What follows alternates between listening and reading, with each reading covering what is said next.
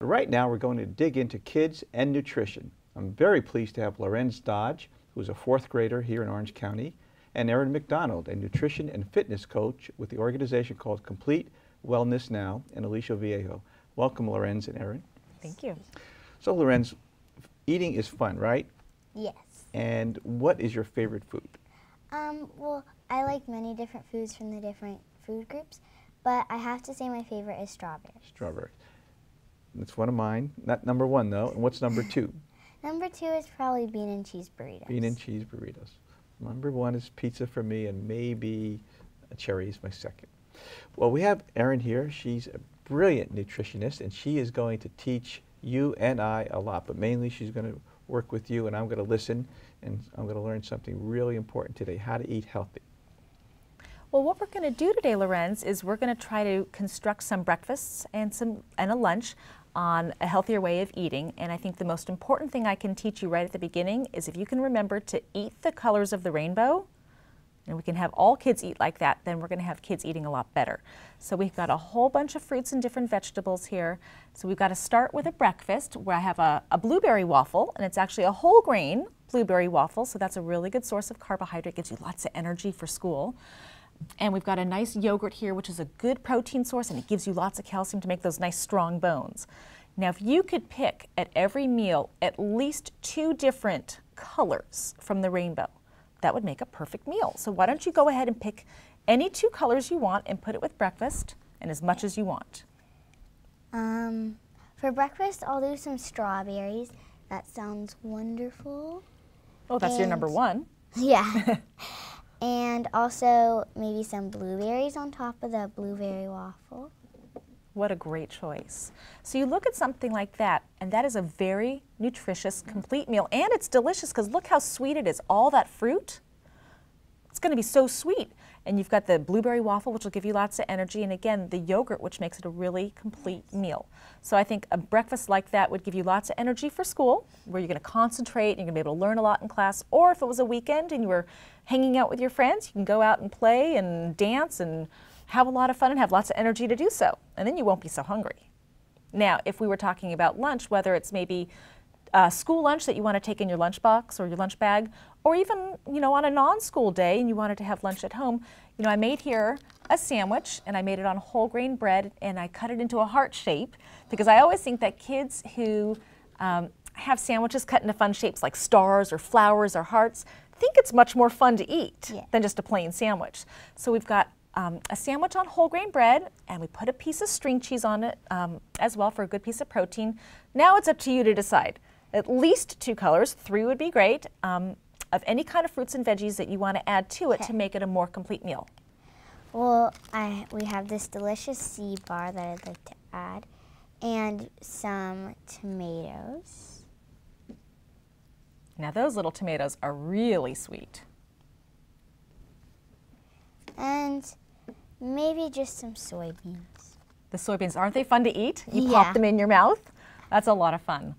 Now, if you look at a lunch like this, where you've got 2 different colors, so that's going to give you lots of vitamins and lots of minerals, and you got the really healthy sandwich and the healthy string cheese, and then of course for a fun dessert or a fun extra sweet treat in a school lunchbox, instead of cookies or candy, which you're finding a lot of kids, I'm sure a lot of your friends might take that for school, you could have something like a Z-bar, which is high energy, lots of fiber. It's totally sweet, but it doesn't have any of the junk in there.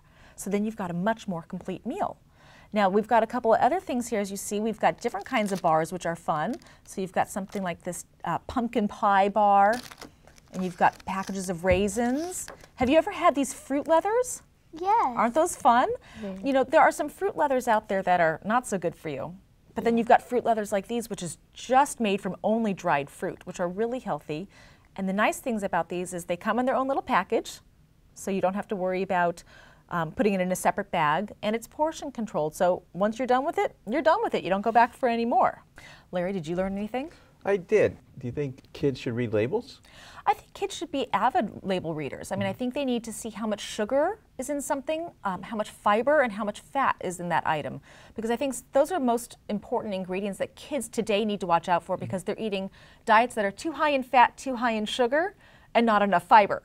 And if we can flip-flop that, where they're choosing foods that are higher in fiber, lower in fat, lower in sugar, you're going to see a much healthier child.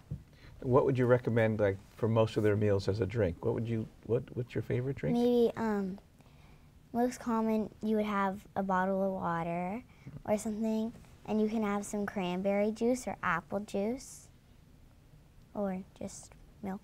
Or just milk. Do you think, as far as milk goes, you think kids need milk, or can they get their calcium in other ways? And one of the best ways, of course, to get calcium, one of the most direct routes, is through dairy products, whether it's milk or yogurt. They're both excellent sources of calcium. I think non-fat milk is the way to go versus regular milk or even 2% milk, which is still too high in saturated fat, which is the artery clogging kind of fat. But there are kids out there who don't like milk and who don't like dairy products, and there are other food sources of calcium, and even if your child doesn't like those food sources, there are calcium supplements. But getting calcium is probably one of the most important minerals for kids today to make strong bones. do you ever have soy milk? Sometimes. I like soy milk. I like it better than regular milk myself. Is soy milk good for kids, you think? Soy milk is great for kids. You know, there are plenty of kids out there who have an allergy or an intolerance to lactose, which is the sugar that is found in milk. But the key thing then is, if you're going to use soy milk or any other alternative milk, is to go buy a calcium fortified soy milk. Soy milk, okay.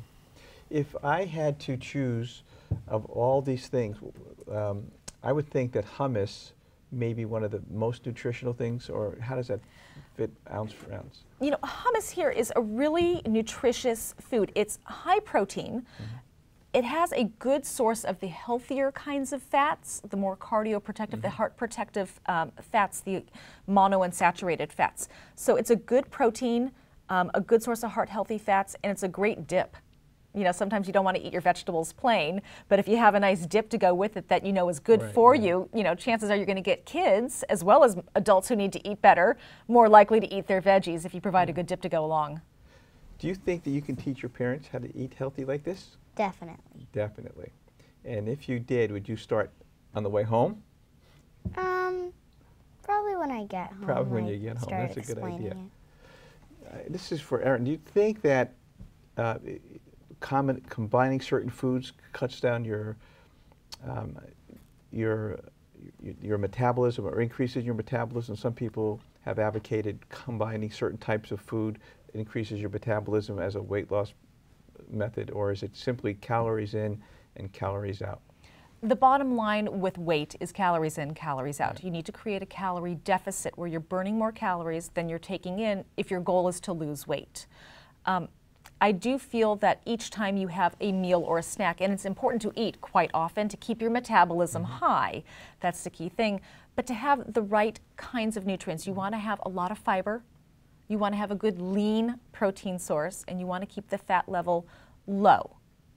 And if you have lots of fruits and vegetables at each meal, where you're looking at your produce as the main part of your plate and the protein and the grain as your side dishes, you're going to be much fuller for a longer period of time. You're going to get better nutrition, and you're going to have an easier time with weight management.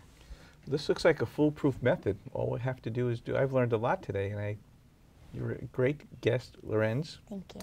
And Erin, thank you so much. I learned a lot. And I guess the message is, what do you think the message is? To eat healthier and have a more variety of fruits and vegetables. And the color of the rainbow. Laurenz, Erin, thank you so much for coming today.